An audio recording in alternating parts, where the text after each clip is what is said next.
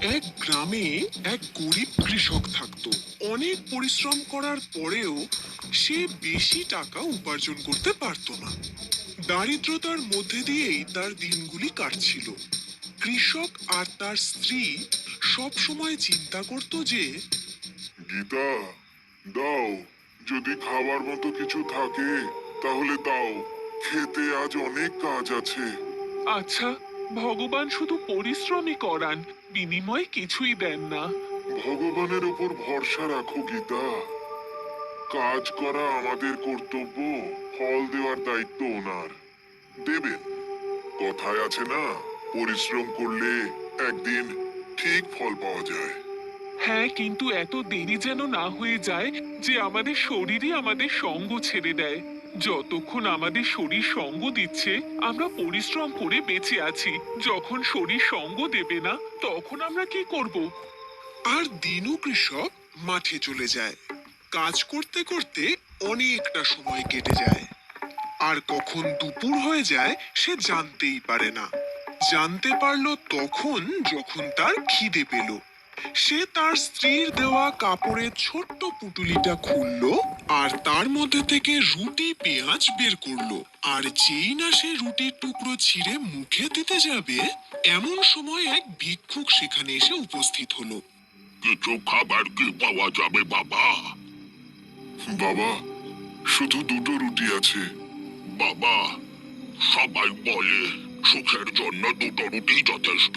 সুখের কথা তো জানি না বাবা, তবে রুটি অবশ্যই। আসুন, একটা রুটি আপনিও খান। কি ব্যাপার বাবা, বলো, তোমার কথা শুনে এত হতাশ মনে হচ্ছে কেন? কি আর বলি বাবা, হতাশার মধ্যেই এই জীবন কাটছে। এত পরিশ্রম করার পরেও উপার্জন যেন কিছুই হয় না। ওই যে তখন আপনি কথাটা বললেন না, সুখের রুটি খাচ্ছি, সেই সুখের জন্য তো বাবা কিছু অর্থেরও প্রয়োজন। কথাটা তুমি তো ঠিক বললে বাবা। এই নাও বাবা। এই একটা মুদ্রায় কি হবে বাবা? এই একটা মুদ্রা দিয়েই সব কিছু হবে বাবা। এটা কোনো সাধারণ মুদ্রা নয়। এটা মাটির নিচে পুঁতে দিলেই তখন এটা থেকেই টাকার গাছ বেরিয়ে আসবে। আর কিছুক্ষণ পরে ওই গাছ থেকে টাকার বৃষ্টি হবে। তারপরে গাছটা নিজে নিজেই মাটির তলায় চলে যাবে। তারপরে তুমি এই মুদ্রা বার করে নিয়ে নিজের কাছে রেখো। তারপর যখনই তোমার টাকার দরকার পড়বে, এটা আবারও মাটির তলায় পুঁতে দিও। তখন আবারও গাছ বেরোবে, আবার টাকার বৃষ্টি হবে। আপনি সত্যি কথা বলছেন বাবা? হ্যাঁ, কিন্তু মনে রেখো তুমি যে মুদ্রাটা পোতার সময় তোমাকে একটা মন্ত্র বলতে হবে। ধন দেহি, সুখ দেহি, মঙ্গল দেহি, দুঃখ হারহি। যদি এই মন্ত্রটা বলে মুদ্রাটা পুঁতে দাও, তখনই টাকার বৃষ্টি হবে। আর যদি মন্ত্র বলতে ভুলে যাও আর মুদ্রাটা পুঁতে দাও, তখন সেটা টাকার গাছ নয়, কাঁটার গাছ বের হবে। আর কাঁটার তোমার উপর এমন বৃষ্টি হবে, তখন তুমি আহত হয়ে গিয়ে মৃত্যুও ঘটতে পারে। আচ্ছা বাবা, আমি আপনার মন্ত্র মনে রাখবো। মুদ্রা নিয়ে দিনু কৃষক বাড়িতে ফিরল। আর তার স্ত্রীকে যখন সব ঘটনা বলল তখন তার বিশ্বাসই হচ্ছিল না। কিন্তু দিনু কৃষক বলল, রাতে গ্রামের সবাই যখন ঘুমিয়ে পড়বে তখন তারা তাদের উঠোনে গিয়ে এটা পুঁতে দেখবে। ধন দাও, সুখ দাও, কল্যাণ করো, দুঃখ ঘুচাও। দেখলে তুমি, আমি প্রথমেই জানতাম কেউ তোমার রুটিটা খাওয়ার জন্য তোমাকে বোকা বানিয়েছে।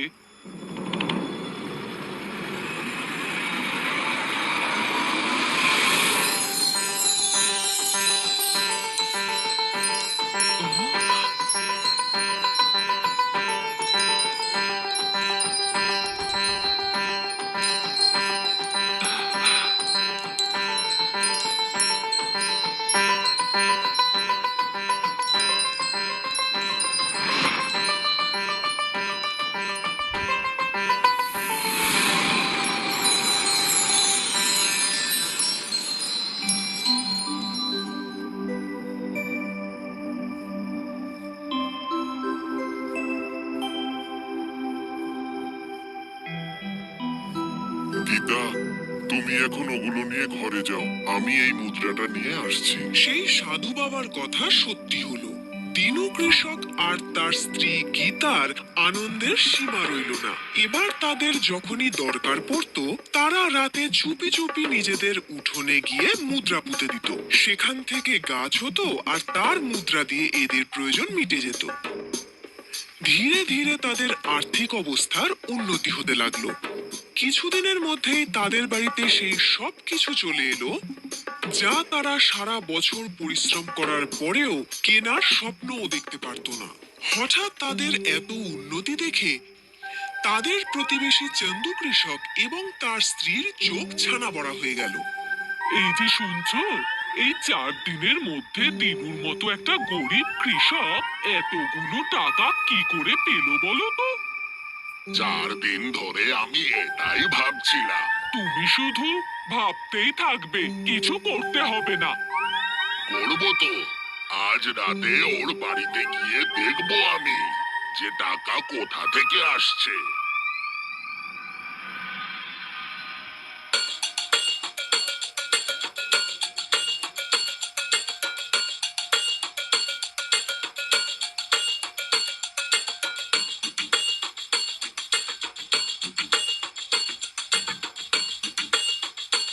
এ মাটি কেন খুঁড়ছে? নিশ্চয়ই মাটির ভেতর থেকে গুপ্তধন বের করছে। মনে হচ্ছে ওরা গুপ্তধন লুকোচ্ছে।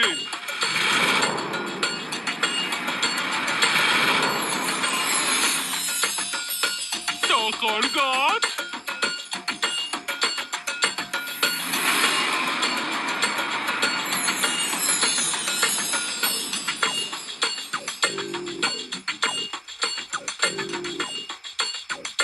গীতা, তুমি এখন ওগুলো নিয়ে ঘরে যাও, আমি এই মুদ্রাটা নিয়ে আসছি।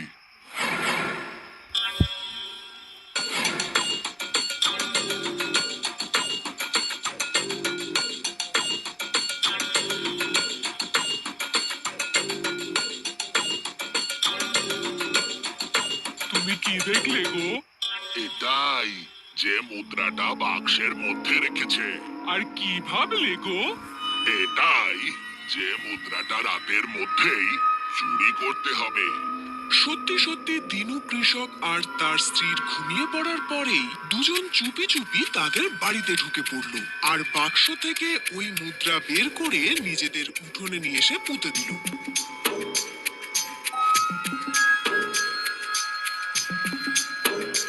তাড়াতাড়ি করো গো, তাড়াতাড়ি করো, আমার হাত নিষ্পিস করছে। টাকাগুলো নিতে হবে যে।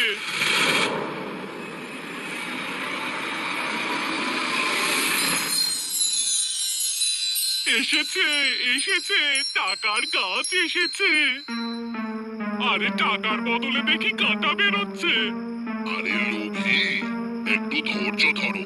যেমন গাছের আগে ফুল হয় তারপরেই তো ফল হয়, সেরকমই এর হয়তো আগে কাটা আসে তারপরে হয়তো টাকা আসে।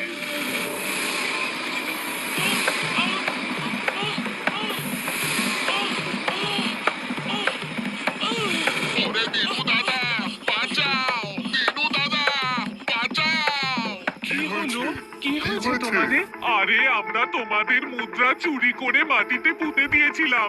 এই দেখো কাঁটাগুলো গায়ের মধ্যে এসে পড়ছে।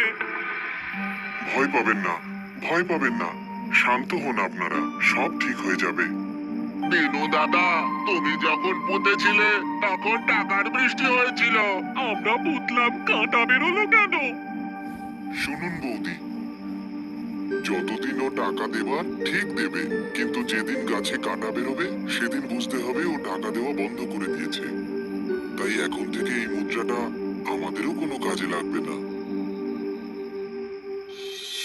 এই বলে দিনু কৃষক চন্দু আর তার স্ত্রীকে তো এড়িয়ে গেল।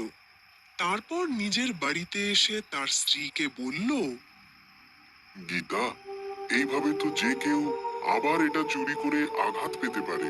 আমাদের জীবনে তো এখন আর কোনো অভাব নেই, বেশি লোভ করা কিন্তু ঠিক নয়। আমি এটা সাধু বাবাকে ফেরত দিয়ে আসি।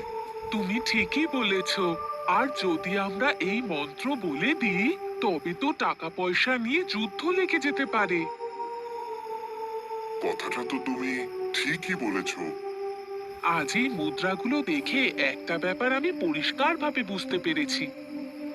যতক্ষণ পর্যন্ত না কোনো বিষয়ে তুমি পুরোপুরি জানতে পারছো, তার ব্যবহার কোনোভাবেই করা উচিত নয়।